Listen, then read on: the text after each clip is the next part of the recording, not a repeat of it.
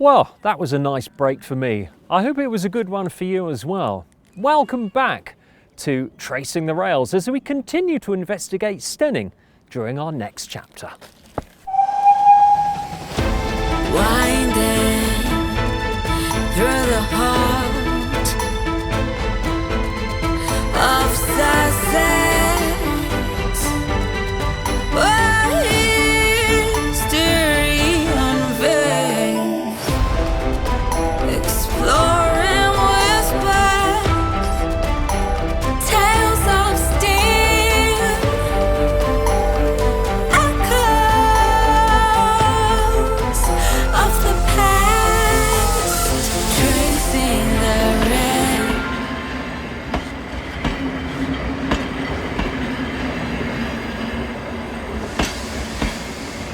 In this series, we trace the rails of a lost railway on England's south coast, the Steyning Line.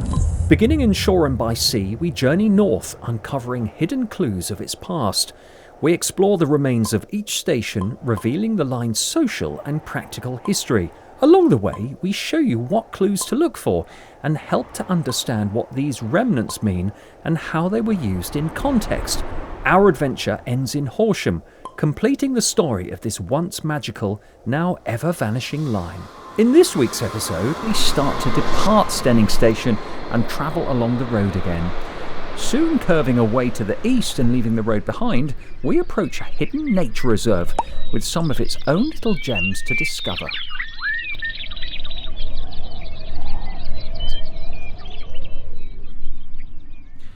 Passing over a section of railway that was once in a deep cutting and has since been landfilled, we come across an unusual and stumpy looking bridge, which may have more legs to it than you think.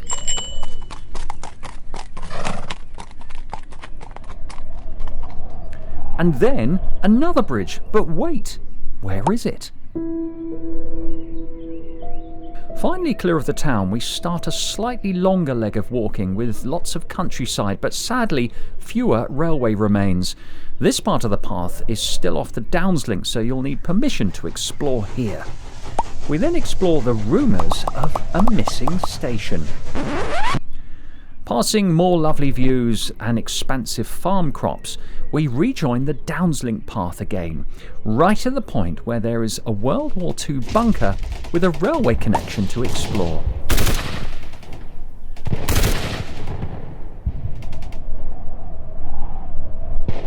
And a last push through the country to the end of our episode at the second river crossing of the line over the Ada.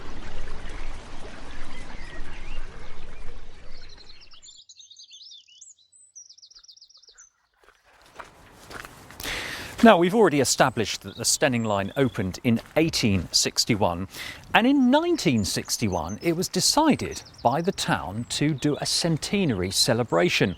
But before I talk about that, I'd like to express our gratitude to Tony Carter, author of the book called To the Railway Born, a great account of life on the Steyning Line. And Tony was also involved in planning elements of that centenary celebration. Ironic really that the line actually closed a few short years after. Up there's where the old station used to be. I'm going to take a look and tell you a bit more of the story. Steyning was gearing up to celebrate a century of its beloved railway line. The centenary celebrations were a highly anticipated event, bringing together the local community, railway enthusiasts and dignitaries. The excitement in the air was palpable as the day approached. The celebrations began early with the arrival of a specially prepared train that had been lovingly restored to reflect the glory days of steam travel. This locomotive, featuring the original livery of the London, Brighton and South Coast Railway, was the star of the show. Crowds gathered at Steyning Station to witness the arrival, many dressed in period costumes to add a touch of nostalgia to the event. Another popular engine was the little Brighton Works locomotive.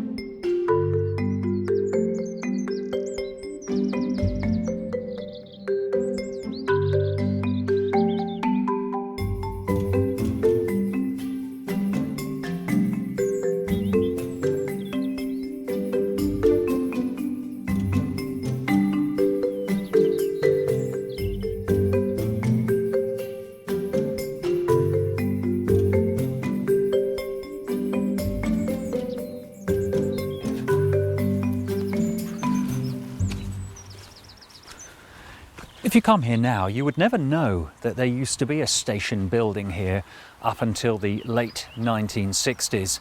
One of the lovely stories about the centenary celebrations comes from the children of Steyning Grammar School.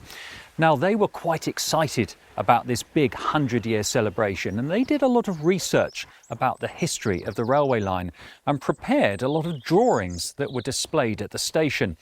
On the day itself, they were invited to get onto the special celebratory train, and there were loud cheers as it drew into the station.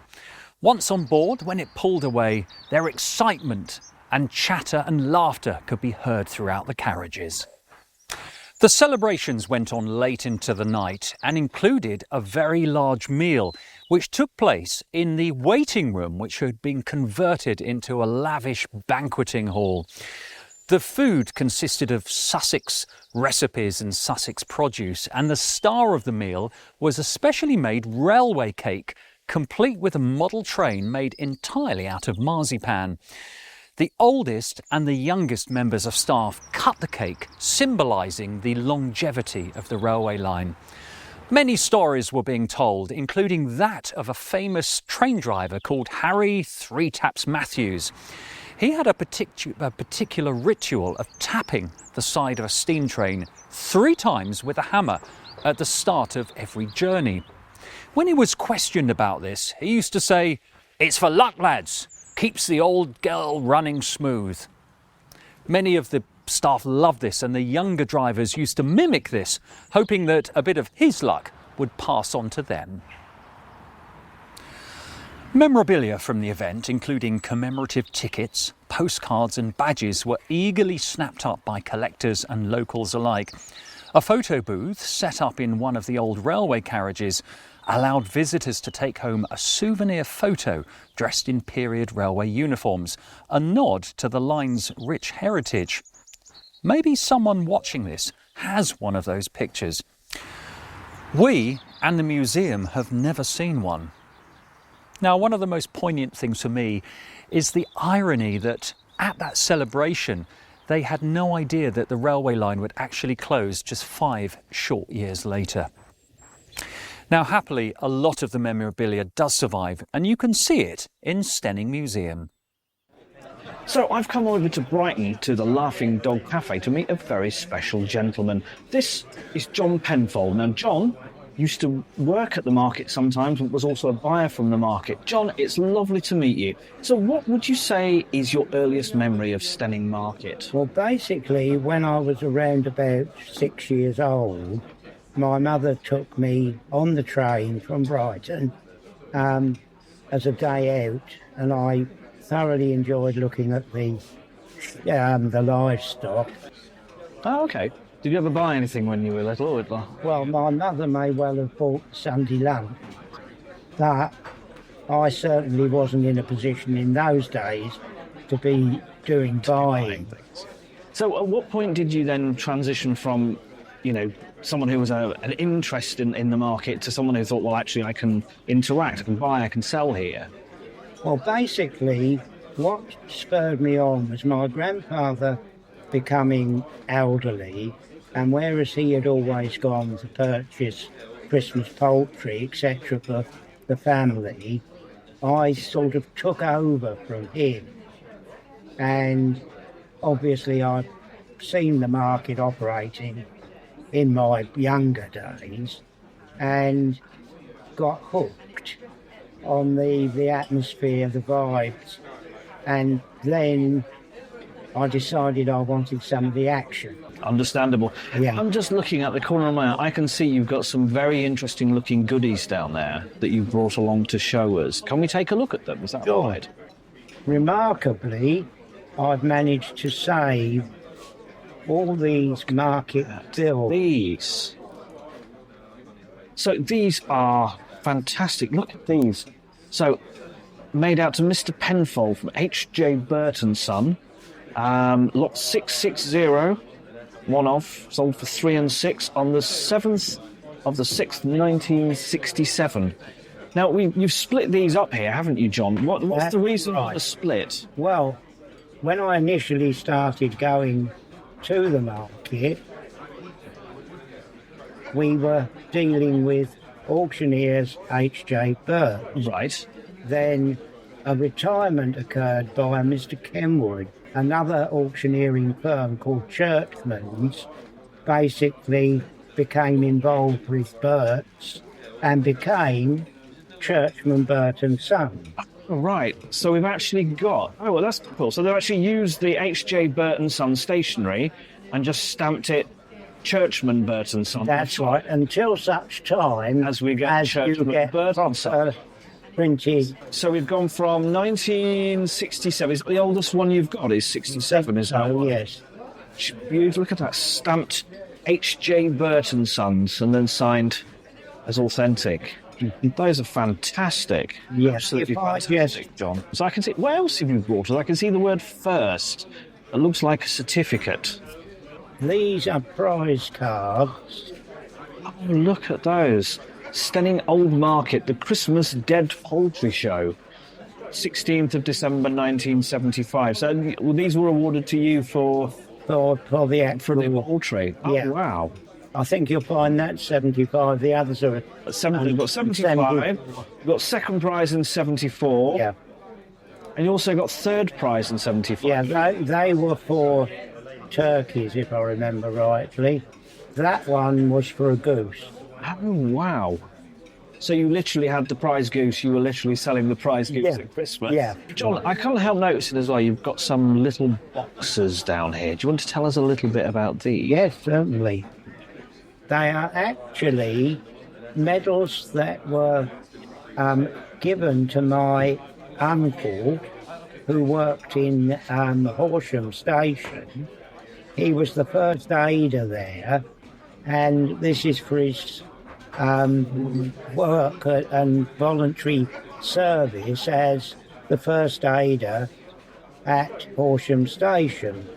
And as you can see from them, he was involved with that over a long period of time. Oh, yeah, so we've got the 7 years medal. And then, wow, look at this one. This has got an awful lot on it. I'm holding them like this, I don't want them to fall out. It's 14 years. So we've got 7 years, 14 years, and then we've got lots of different bars on this one. 21, 25, 30, 35, and 40 years. What a beautiful little medal. Look at that. Southern Railway, Centre of St John Ambulance Association. That's amazing. Right. Well, my grandfather, because of the war effort in the Second World War, was asked to work beyond retirement age. So he was well in his 70s and still helping to keep the railway running during the war. And this engine had to come in for repair, and they needed it urgently. So he climbed into the front of the engine. You know, you open the little door. Absolutely. He climbed into the front of the engine, and it's always believed in the family that he'd just returned from a liquid luncheon at the local hostelry. And the residual heat in the engine caused him to swell, and he couldn't exit the engine after doing the repair. Oh, I So think they that's had worse. So they had to leave him there until he sort of contracted, and then they could remove him from the engine. Good heavens. The And that- dangers of a liquid lunch, eh? Yeah. So that's always been a family tale, if you know what I mean. John, it's been absolutely fantastic talking to you. Thank you so much for coming to meet us and for bringing your amazing memories and artefacts. That's fine, anytime.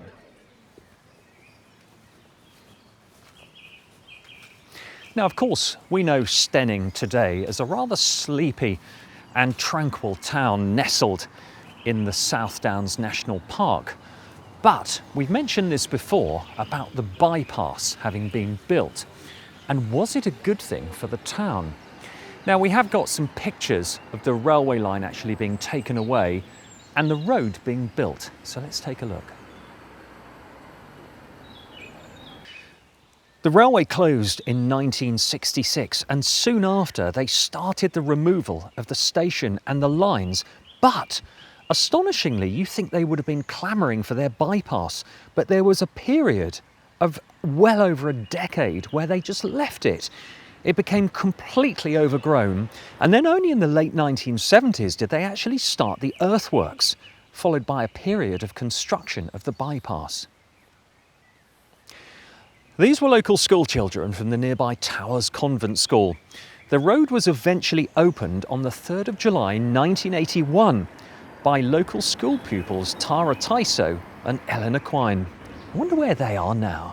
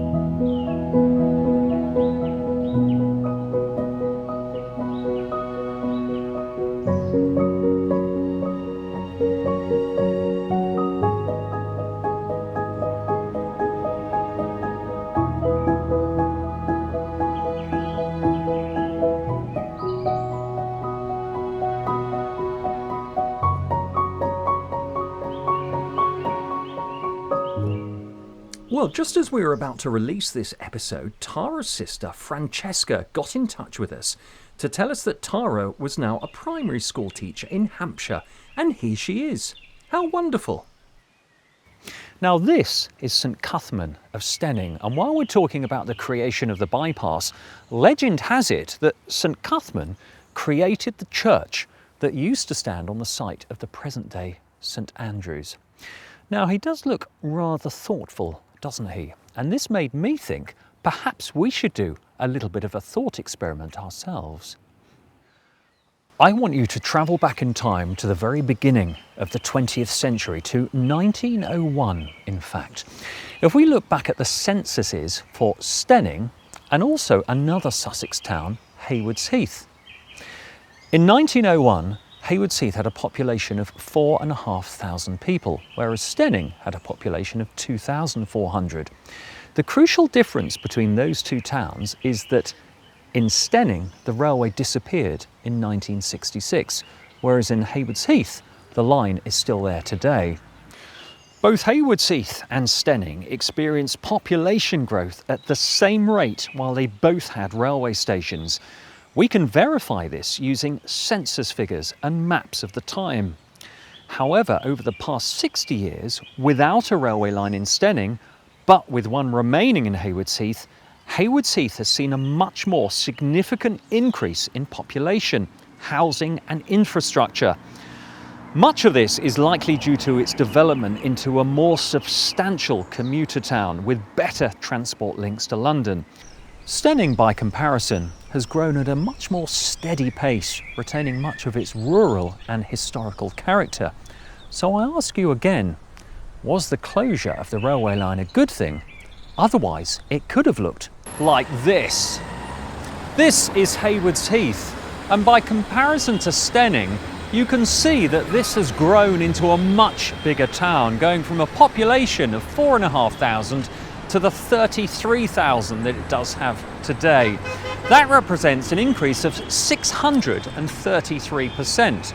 And Steyning could have had this too, if the railway remained. However, along with that, of course, there may have been more industry and more jobs and consequently more wealth. But I'm pretty sure that most of the people currently living in Steyning today are much happier that they still have this. We've certainly seen, haven't we, how the old railway line was much loved and much missed, but there are an equal number of arguments to say that the departure of the railway line could be a good thing.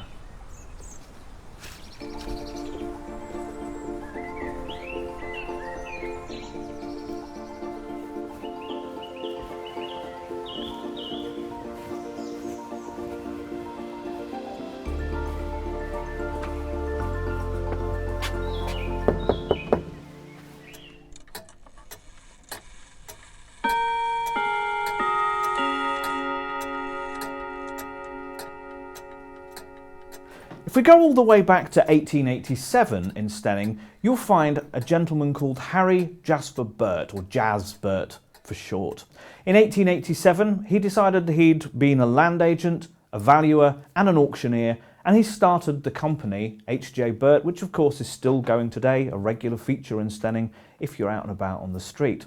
I'm delighted to be joined today, well, I say be joined, we've come to see David Marshall, who was the auctioneer at the Steyning markets. What can you remember about your time as auctioneer at the Steyning market? By the time we took the market over, the market had been in its heyday, I suppose, between the wars. And the Steyning market, we were tenants of the railway company as far as the market was concerned.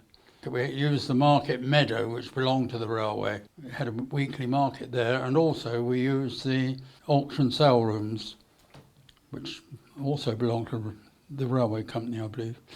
And we had our auction sales there. Although we continued as auctioneers, because our principal rural auctioneers were Findon Great Sheep Fair, which was held at Findon, and we also ran furniture sale rooms, which were in the auction room at the market. So what was the atmosphere of the market actually like on a market day when you were auctioneer? Well, it's quite lively, really, because people, farming people, met socially almost. You know, if they had to do any other business, if they were selling some hay to a neighbour, they might have spoken, or doing work, subcontracting for other farmers and what have you. So yes, it was quite a busy day. We've heard you also used to sell furniture as well as. Well, we did. We had a furniture sale rooms. Yes, I didn't have much to do with that because I don't know a lot about furniture, but I knew enough to be able to catalogue it sometimes. So, David, how important was the railway to the market? It was important because not everyone had a cattle lorry, and they could certainly drive the cattle. I mean, I remember once or twice seeing cattle actually driven up Steyning High Street. Ooh. So what was it like? Did you have to sort of have any practice? Because I've seen auctioneers and the fast talking and how intense was that for you to sort of have fast talking? I did quite a lot of selling, but I wasn't just an auctioneer. So I quite enjoyed it, really. I was going to say, do you miss it? Well, I don't miss it now, so I'm quite pleased I haven't got the worry of it. Not every piece of memorabilia involves a physical thing that was part of the railway. Sometimes there can be some rather charming variations on a theme. And I'm here with Martin Oakley because you have brought with you something rather special. First of all, I will mention that it's significant that we're standing here because right behind us, Martin, 60 odd years ago would have been Steyning Station. Steyning Railway Station. And you have got here, let's take a look, a rather lovely watercolour of Steyning Station. How come you've got this? My mother had a photograph which she found, a black and white photo, and she wanted to paint something or have something painted for me. So a local artist, of which she took lessons from, Alma Sachs, did this painting, obviously in black and white. So I provided Alma with the colours that she needed, and that's how I have the painting. Was Steyning Railway Station something particularly significant to your mother? It would have been, because the family home would have been in Roman Road in Steyning, which is just a little way down the road here. And so it would have been my playground when the station ended. So I have fond memories of both the station, the market and the surrounding buildings here. Ah, so it's nice for you to have this painting. Tell me a little bit about the artist, because I understand that they've actually got some notoriety. Yes, the artist is Alma Sachs, who's lived in Steyning. Had some connection, or was an artist on Watership Down, Count of Monte Cristo, and I think When the Wind Blows. We didn't discover that until afterwards, but my mother used to take painting lessons from Alma. Wow. And her signature is down here, isn't it? In the grass, down there. Fantastic. Have you had it valued? No. You haven't. But I used to belong to, there was a series that was done each year at the local grammar school with George Cockman, and they used to do the Steyning Line, and I did take this painting along once, and the people that ran that series did want to do a series of postcards or pictures, but since George went, the evening stopped and it was never picked up on. Never followed up. No, that's right. Well, it is lovely to be able to do a before and after, because this actually would have been the view right there all those decades ago. Well, Martin, thank you very much for bringing this along for us to take a look at.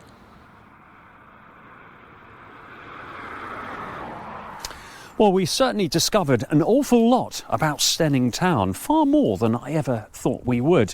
But before we head up the line into the countryside, I'm returning to the old Steyning railway station platforms for one final time.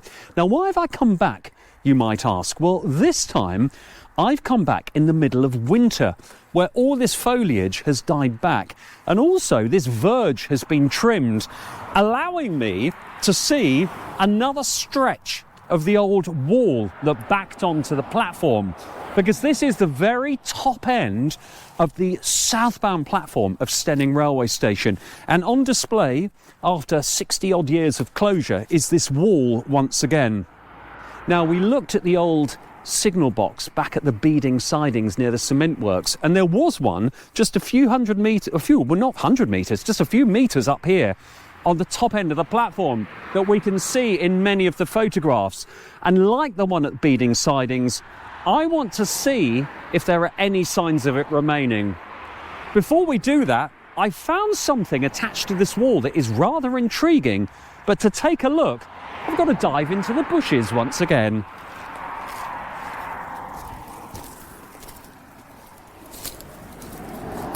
And this is what I wanted to show you. Attached to the wall is this hook and chain. Now, what on earth could this be used for? Was it to manacle passengers who hadn't paid their fares, or to chain up petulant children, perhaps? Well, nothing so exciting. We're looking back on old photographs. It turns out that they use these chains to attach things like benches, and a pair of these would have been used exactly in this spot to attach the bench, maybe to stop people from chucking it on the track. So amazing, really, isn't it? After all this time, this surviving chain is still here. Now, the wall is actually starting to come over a little bit here, where the growth behind it is pushing and pushing. But I'm going to head north along this wall to see if I can get to the end to look for that signal box. And this is the very northern end of the old platform on the southbound side of Steyning railway station. You can see here that this old wall is starting to break up. In fact, it's seen many frosts over its time. And looking at this angle, you might think this wall has gone over since the railway closed. But in actual fact, looking back at old photographs, this wall was wonky as far back as 1900. So obviously the original footings weren't that good to start with. Certainly comparing it to the photographs, we know that there was the set of stairs here. Now, we've only found one photograph of these steps, and I would like to thank Michael Welsh from the Facebook groups who sent this to us. So we can see here that these steps are still more or less in place. Probably no one's walked up them for at least 60 years, but it's amazing that they are still there today.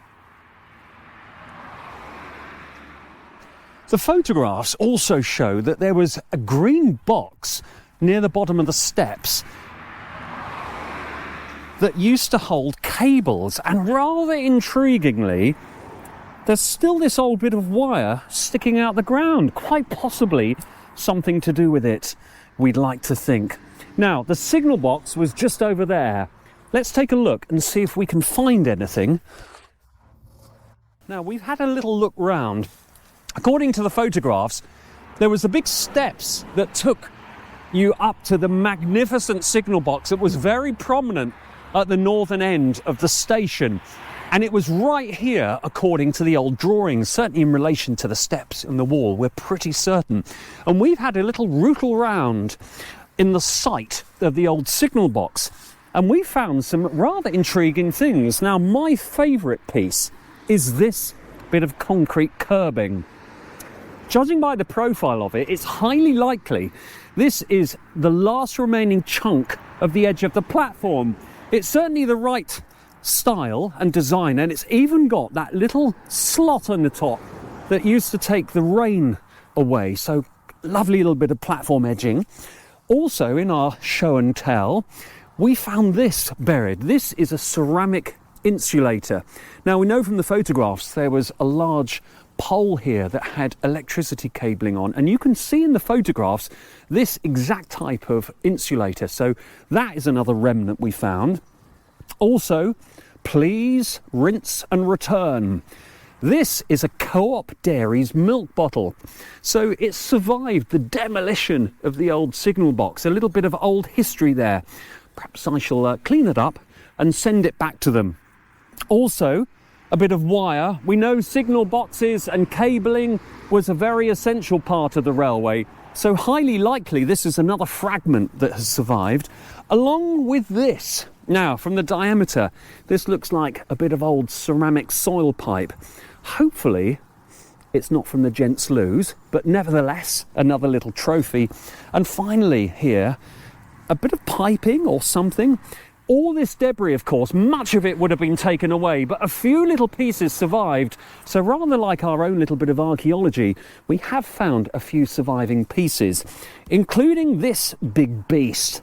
This is a bit of brickwork that was half buried in the undergrowth, and we've dug it out for you to take a look. Quite a substantial bit of brickwork. So this enormous piece of brickwork could well be from the old signal box, because after all, why else would it be here in exactly the right spot after all this time? Well, sadly, the opportunities to discover any more artefacts are disappearing fast, because planning permission has been passed for a new housing development that will be built right behind me over there. So the last few traces of the old Steyning signal box and the old Steyning platforms will soon be disappearing forever.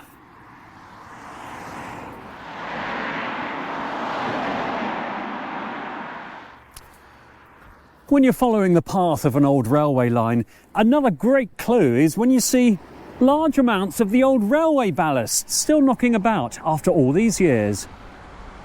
The old signal man reaches over the lever. With polishing cloth he releases the lock. He sets up his road and he pulls off his starter. He books in his train as he checks with his clock.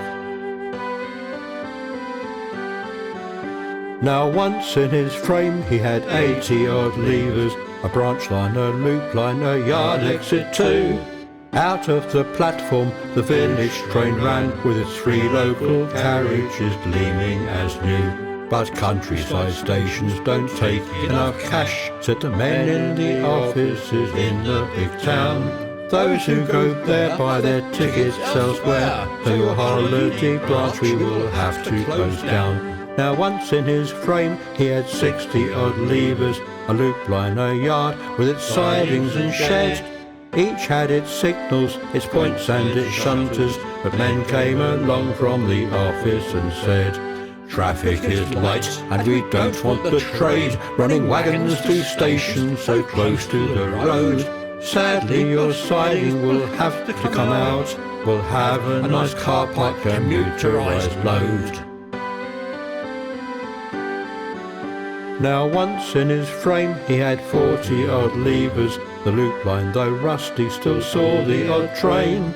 Still needed signals, a facing point lock, till the men from the offices thought their next game. Through cutting branch lines and sidings and old lines, they found bigger gaps from one train to the next. Squeezing the coal train to fit with the fast train, the loop saw but hot boxes, trolleys and wrecks. Now once in his frame he had 20 odd levers, an upset, a downset are all now in sight. The line of bright colours, red, brown, blue and yellow, now hide in a sea of grey metal and white. for white is the colour which means not in use. From the men in the offices came the bad news. Burt and a signal box tending their track was a cost they resented and wanted to lose. The old signal man puts his hand on the lever. His polishing cloth he lifts up to the lock. He sets up the road and he eases his starter. He bells his last train as he stares at the clock. Now, Burt, the old signalman, sees out his years at a panel of lights like a dozen the same. He won't see a train till he catches one home past the rubble that marks his old lever and frame. Where Burt in his dreams reaches over the lever, with polishing cloth he releases the lock. He sets up his road and he pulls off his starter. He books in his train as he checks with his clock. Books in his train as he checks with his clock.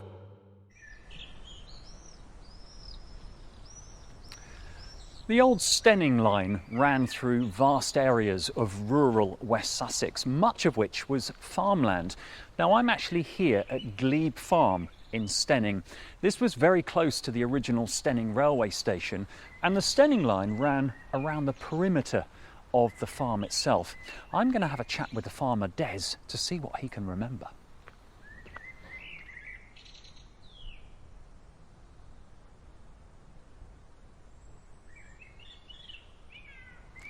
Hi Des, lovely to meet you. Thank you for letting me come and have a look around your farm. Nice to meet you too. Now, we're on your fabulous farm. Now I can see from the landscape, I can see the road over there. So that, I take it, is the Steyning bypass, the route of the railway line.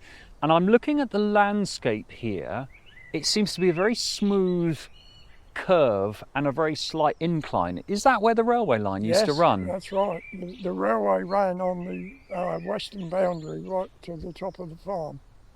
So you remember heading towards Penfold. You remember seeing trains quite frequently, several times a day? Well, the line followed the western boundary of the farm all the way to Foxhall, to the road bridge, which is the top end of Kingsbarn Lane, which carries on to Wickham.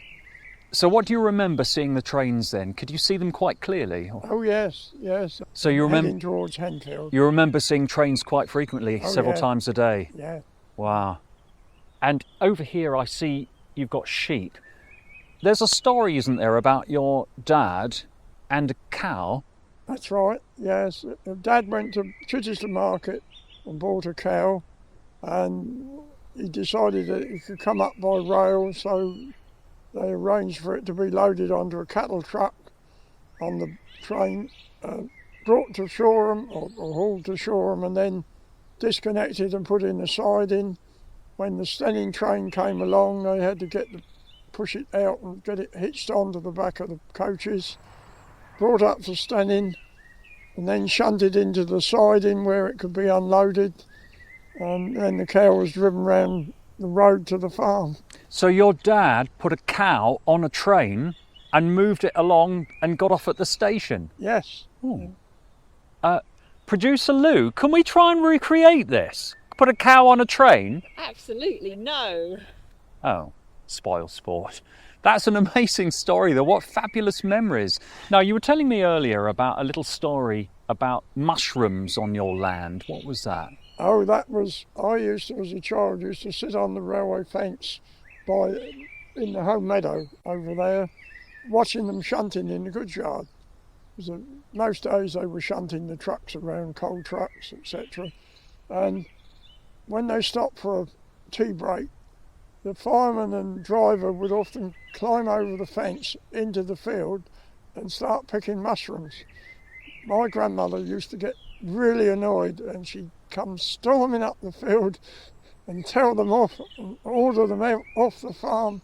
I don't want you picking my mushrooms.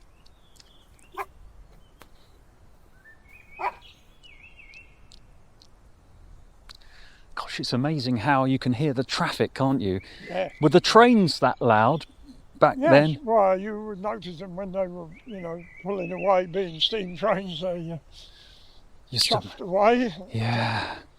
Now, at the southern end of Des's farm. So you remember here then, prior to 66, that the trains used to run at the bottom end of your garden. Yes, yes. You were telling me earlier about the yew trees here, because what was this land immediately the other side of the hedge? The land immediately the other side was the station master's garden, and the yew tree was trimmed like a dome with a pheasant on the top. One of the porters used to keep it trimmed. Wow, like a topiary piece of art. Oh, yeah. Amazing. Yeah. Yeah. And what was the station master's garden like? Was it well kept then, if that had a topiary tree? Yes, yeah, he used to keep it dug regularly. And there was a lot of pride in railway property back then, wasn't there? Oh, yeah.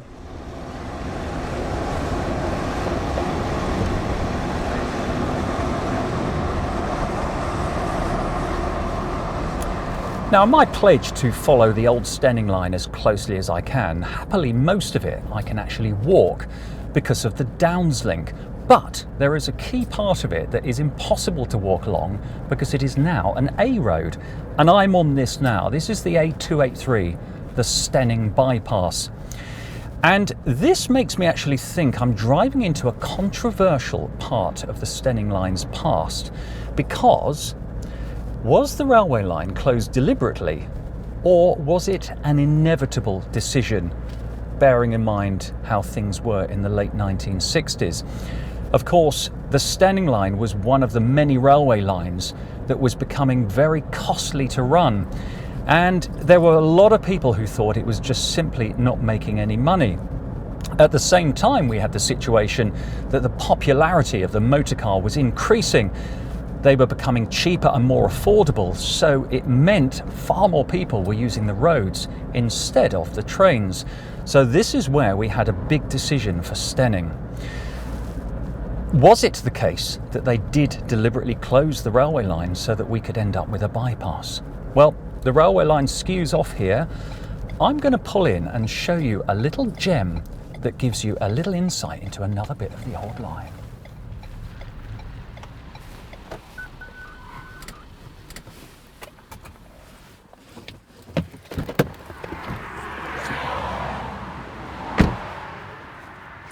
Now, when the railway line closed, the land that the tracks used to occupy was gradually sold off. But what on earth do you do with a railway line shaped plot of land? Very, very long, but very, very narrow.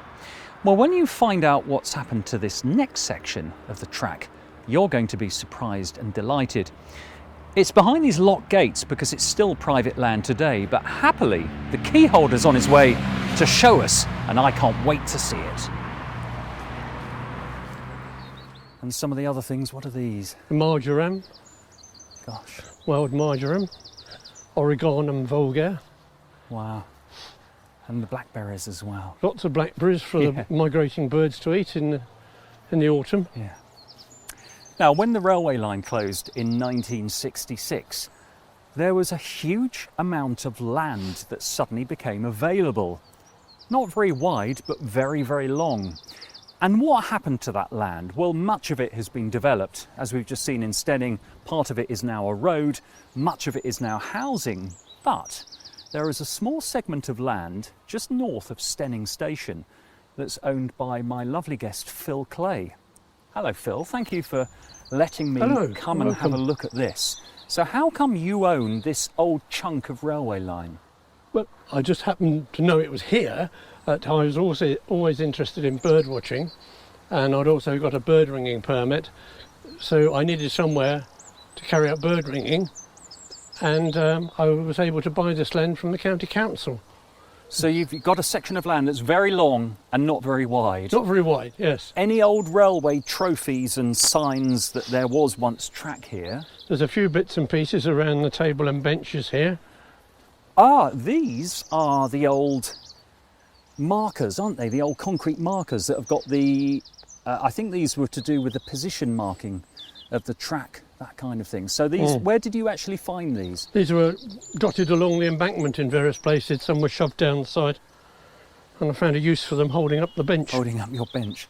And this looks intriguing. Yes, that came out of the mud when I was digging a pond. In Southern Green. Yes. It's an old lamp, isn't it? It's an old lamp from the station platform or a goods yard. somewhere like that, yes. So actually, considering it's been buried for many years and sort of out in the elements, it's in pretty good condition. Yeah, it's quite and remarkable. You can see the old southern green paint colour. Yes. Gosh, that's beautiful. Anything else that you found? Well, there was a fish plate somewhere. I don't know where that is. That's got reburied. Right. And there was also a firebox shovel. Oh, I suppose a lot of things just got I think that's in there. in the brambles. Now, when you bought the land, the track will have gone. What happened to things like the ballast? The ballast got unceremoniously bulldozed straight down the sides of the embankment because this was used as a racetrack for dust carts to deposit rubbish in the cuttings that lie to the north. Can you still see it now? There are some down this little path here. Oh, should we go and take a look? Yeah, sure. Oh, intriguing. And you can actually see that we are on an embankment. The land down there is quite a lot lower either side, isn't it? Yes. Let's find this ballast then. Sorry, Let's take a look. Nice bit of trophy hunting. Gosh, you can really see how high the embankment is. Yes, I think it might be about 20 foot high at this point. Oh, look, here it is. Here's some of it, at least. Yeah, so this is the old original ballast from the Steyning Line. Actually, it's a real testimony, isn't it, to the people who built this, to raise the ground by 20 feet with no power machines. Absolutely. In the middle of the 19th century, all done by hand. Yeah, I can't believe it. You know, the bit of work I do here with shovels and things, and it just worn out after 5 minutes. Yeah, and you've got to build a whole line from Shoreham all the way up towards Horsham. Yeah. Right, let's go and take a look at what else there is. So, Phil, what made you decide to turn this into a nature reserve then? Well, it was to create a bird ringing site, principally, but the nature reserve just sort of came on as part and parcel of the whole thing. I needed to create habitat specifically for the birds, and of course, as you can see, we've got plants, lots of butterflies, dragonflies, damselflies, and all sorts of other creatures here as well. But my main interest is the birds, and we have developed the site remarkably well. Now here, actually, it becomes very apparent that this was the path of a railway line, the giveaway signs of the gentle curve and the gentle gradient. But there's now an avenue of trees in between the up and the down line, because at the moment we're on the southbound line, South aren't we? line So into Steyning, down to Steyning Station there. The other side of these trees is the northbound side to Yes. Henfield. How come the trees are here? Well, these were planted in 1980 just to create extra habitat, because this was all barren, just gravel ground, and we just wanted to improve the area for the bird life. And the trees, the silver birch trees, came from Iping Common, where they were invading heathland, and other trees and bushes have come from other places where they weren't wanted. Well, Phil, thank you very much for letting me come and have a look at this beautiful piece of land. Thank you, my pleasure. Now, there's a certain irony here that environmentally, railways weren't necessarily a very good thing back then. They ran on coal and they emitted a huge amount of smoke and steam. So there's a kind of beautiful twist that all these years later, the old railway line is now a nature reserve.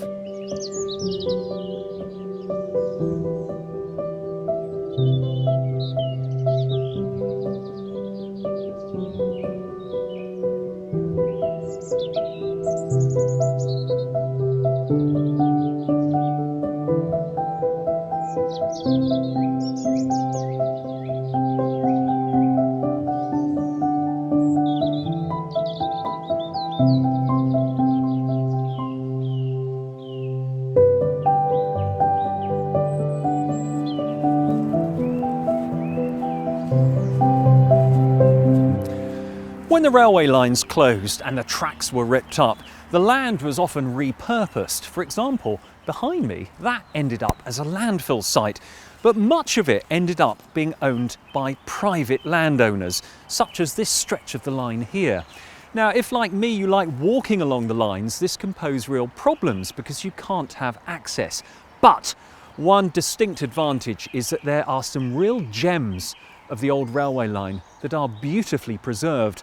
There's one such example right beneath me, and I'm going to show you now.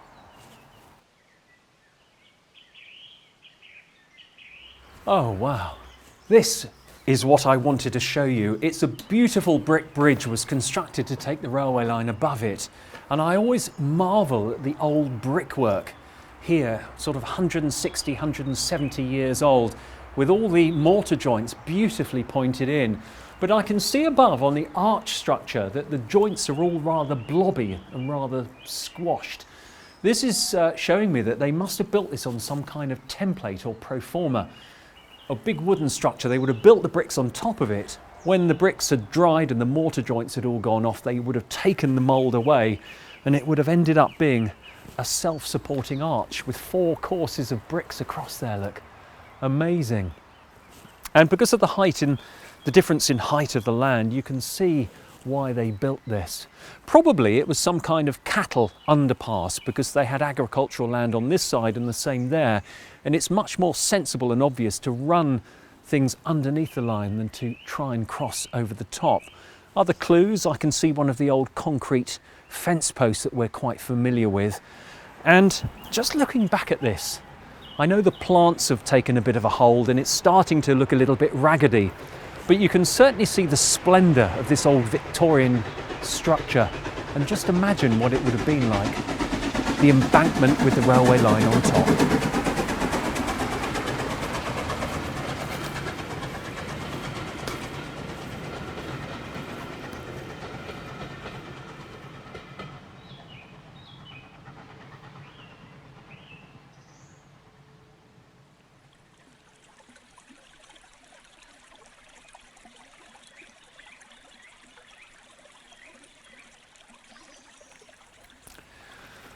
Well, I'm down the embankment from the old line, which ran just up there, and the Victorian engineers who built this railway had another obstacle to overcome, and that is a very small river. Obviously that couldn't be diverted, so they built this small tunnel which ran over the top of the river all those years ago. And even though it's 170 years old, it's in pretty good shape. There are a few cracks forming, but it's still doing its job in a fairly respectable way. And when this was turned into a landfill site, it also took the weight of lots of dust carts, so it certainly did its job. Do you remember these concrete blocks we looked at in the clip with Phil on his bird sanctuary? Well, thanks to the wonderful local railway Facebook groups and people like Mike Anton and Martin Watts, we're able to give you a bit of detail about these innocent concrete posts, actually referred to as Hallard monuments and named after the Hallard method. In the days of steam, tracks were maintained in a different way. Curve track presents a unique set of challenges, much as it does today. On any curve, the outer rail must be set higher than the inner rail by a precise amount, known as the cant. This measurement was recorded in inches and fractions of an inch. This would be in centimetres today, of course. The correct amount of cant is stamped on the marker stones called the monument stones, like the one we saw earlier on Phil Clay's land. These are buried in the ballast for stability. Sometimes the amount of cant is displayed on cant plates, fixed directly to the sleepers. The track engineer's gauge includes a spirit level, and the position of the bubble indicates the amount of cant. If the cant is too low, void meters and sighting boards are used to determine how much additional ballast chippings are needed to restore the outer rail to its proper height. The required number of canisters of chippings is chalked onto the rail at each sleeper. A standard size can is always filled to the same level, ensuring an even distribution of material. Packing continues until all marked sleepers have been properly adjusted. Once the work is complete, the ballast shoulder is squared up, leaving everything neat and tidy.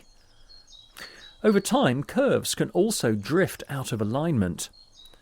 When the alignment gauge is placed over a marker stone and the pointer does not sit directly above the scribe mark, it indicates a misalignment in the rail. If you look closely, you can sometimes see the kink in the track.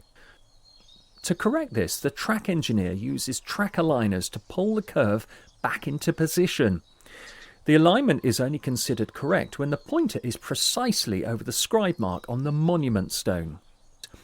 With the right tools and enough people, even the most stubborn misalignment can be straightened out. Although the terminology and tools may have changed over the years, the principles of track maintenance remain the same. Cant is still measured and adjusted on the railways today, ensuring a smooth and safe ride for modern trains, just as it was back then. However, the monument stones have been replaced by these. You may have seen them attached to the brickwork just above the rails at a station platform. You may even have an old monument stone in your garden, just like the one Phil uses to prop up his table. And now you will know what they were. Now, I know what you're thinking. Mike doesn't usually have all the high-vis orange stuff on. Well, there's a reason for that. Tonight, I'm in Eastleigh. I'm going to be going for a ride on this fantastic piece behind me. Fancy coming along? In the steam days, as we just saw in that black and white footage, track maintenance was a slow, back-breaking job. Men with crowbars and jacks carefully shifting the rails into place by hand. Today, things look very different. This is a dynamic rail tamper, a machine designed to keep the tracks level, stable and safe at speed. And it works by gripping the rails and lifting them, just as those track workers once did, but with hydraulics replacing sheer muscle power. The days of manually forcing the track into position with aligners are long gone. These wheels lift the track up like the men did with their aligners. These vibrating tines drive into the ballast beneath the sleepers, compacting it tightly. This removes voids and prevents track movement under heavy loads and keeps the correct cant, essential for smooth, reliable train travel. As it moves forward, the tamper ensures that the rails sit perfectly in place, adjusting the cant, the alignment and the level automatically. And unlike in the past, this is no longer a job limited to men with sheer physical strength. Anyone with the right training can operate these machines and play a crucial role in keeping Britain's railways running. Modern engineering at work, honouring the past and shaping the future of our rail travel. Back to you, Stephen.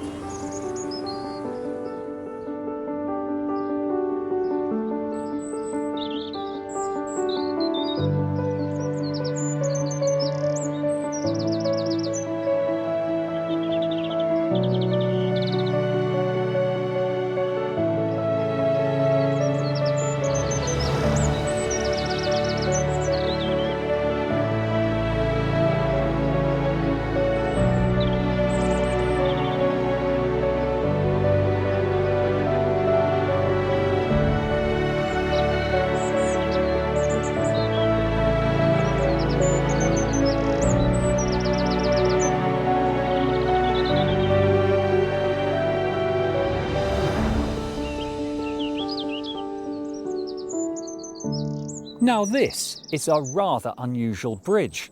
If we weren't searching for and following the path of the old Steyning Line, we might wonder why this is here. And what do I mean by that? Well, the road either side of this bridge is the same as the ground level below. So why build it? What's it for? Well, the ground, which is perhaps 6 feet below the bridge now, is actually infilled because this whole area was a landfill tip when the railway line closed. And prior to 1966, the ground would have been 20 feet below me, and that's where the railway line was.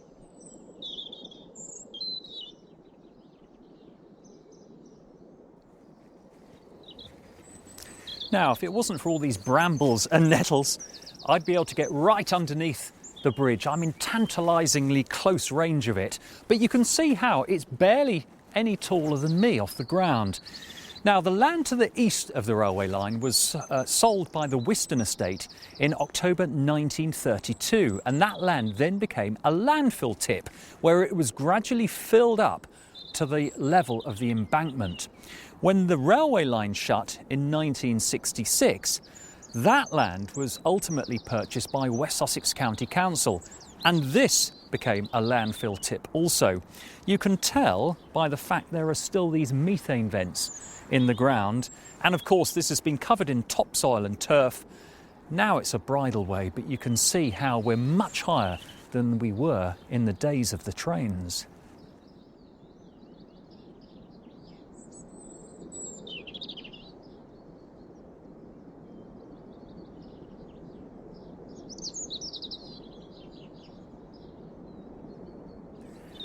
So what other clues are there that this bridge had anything to do with the railway lines? Well, in fact, there is one. Down here, there's actually a bit of old rail embedded into the road surface. Not quite sure why it was there, maybe to act as a barrier when they did the tarmacking. After all, there would have been a lot of leftover rails at the time. Now, we know that they stopped using this as a landfill in the late 1970s, so we've had a good 45 years for the land to naturalise. But a few hundred metres up the line heading towards Henfield, there's another bridge over the railway line, and I'd like to take a look. Now, if you want to see this bridge, it's actually on the Downs link itself.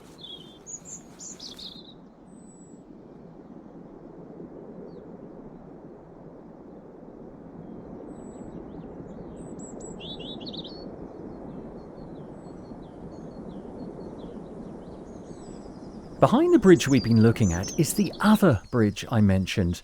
Notice the way the power lines are quite distinctive and jump across the cutting as they help identify its position. It looks just as sturdy as the first one, so why can nobody see it? Well, that's because the bridge was buried right up to the level of its own deck. Even more challenging is the fact that it's now on private land. We were fortunate to secure some photographs taken by Dumpman before it became private farmland. This bridge is sadly deteriorating fast as the iron parts are touching the damp ground and it's eroding away more quickly.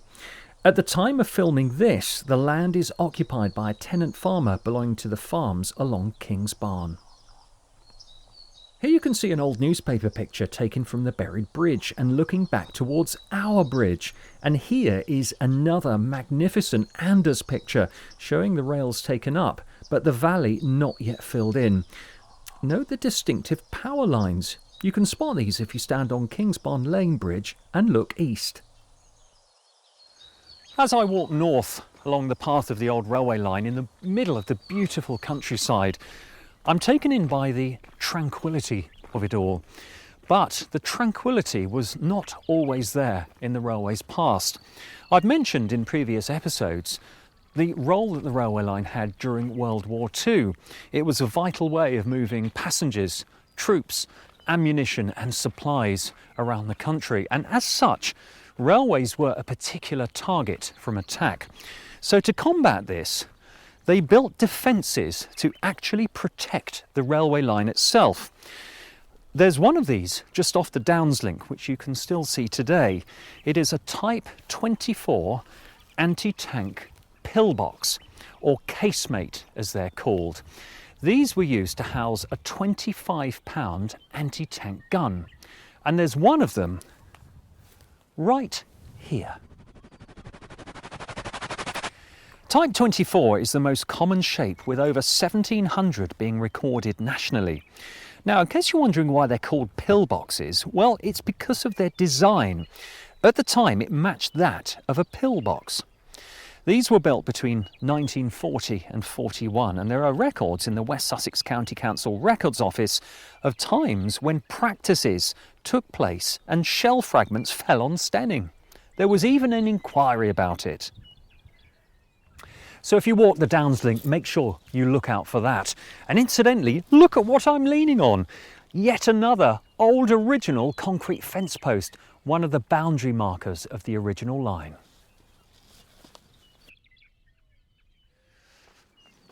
Now it's time for me to delve into an unsolved mystery of the old Steyning Line.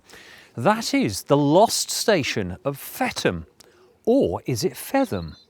We're not really sure because nobody knows for certain whether this station actually exists. According to a British Rail property division map, the lost station of Fetham opened and closed on the same day, the 20th of October 1963, just a few weeks before the first episode of Doctor Who was transmitted. Now, according to the old maps, Fetham Station was supposed to be located about 3/4 of a mile north of Steyning, which is in that direction. But I've walked the route, and if there was an old station, surely there would be some kind of physical evidence. An old platform, a bit of a building, a wall, or even just a brick. But there is absolutely nothing. And nobody remembers this either. So why are we talking about this? Well, this enigma all came to light when a man called Philip Barnes was investigating the Steyning Line as part of a document he was producing called the Steyning Rail Tour, which was published in 2001. How could a station exist, even for just one day, and leave no trace? But not everyone is convinced it ever existed. Ian Denning and other local experts offer a different explanation. They suggest that the so-called Fetham station might not have been a station at all. Instead, he believes, it was a simple misinterpretation of old maps, and what was actually there was something quite different: Streatham Farm. Now, they offer another possible explanation. Could it have been a halt, rather like the one we had back at Botolph's? This is where a train would pause briefly, allowing goods to be offloaded, such as milk churns, or the odd passenger could step on or off the train. It's quite possible that this halt was known affectionately as a station, and you can see how, from an indistinct map, that Fetham and Streatham could easily be mistaken. So, was this a phantom station, or was it the result of a cartographical error on an old map? Oh, I do love the autumn, all the leaves, the colours. And unbelievably, we've come to the end of this chapter of our exploration of the old Steyning Line. And what better place to finish than right here, the bridge, the second bridge that took the Steyning Line over the River Ada. You can actually see on this side that they still have the exposed beams on show. This would have been the southbound line down towards Steyning, whereas here, this is the northbound or Henfield bound side that's still in use today as the Downs link, like those cyclists over there. Well, that marks the end of episode 3 of Tracing the Rails. Join us next time as we continue to head north towards Henfield. Living the lives of mere country folk, they think we don't need our trains, 'cause we don't use them to get to work, filling the village pub drains. First they take our railway and run instead a bus, then claim a debt to shrink their net, knowing we won't fuss. First they take our railway and run instead a bus, then claim a debt to shrink their net, knowing we won't fuss. Living the lives of suburban folk, they think we don't need our trains, 'cause we don't use them except for work, filling the city pub drains. Alleys are ample for quieter days, streets when the team hasn't won. Coaches are right for our holidays, jamming the roads to the sun. First they take our railway and run instead a bus, then claim a debt and shrink their net, knowing we won't fuss. First they take our railway and run instead a bus, then claim a debt and shrink their net, knowing we won't fuss. Into the 60s the knives were out, messing about with our line, missing connections, maltiming our trains, purpose, neglect and decline. No one is using it, oh what a shame, so as the service is fine. Pointing your finger here, we're not to blame, railways a relic of time. First they take our railway and run instead a bus, then claim a debt and shrink their net, knowing we won't fuss. First they take our railway and run instead a bus, then claim a debt and shrink their net, knowing we won't fuss.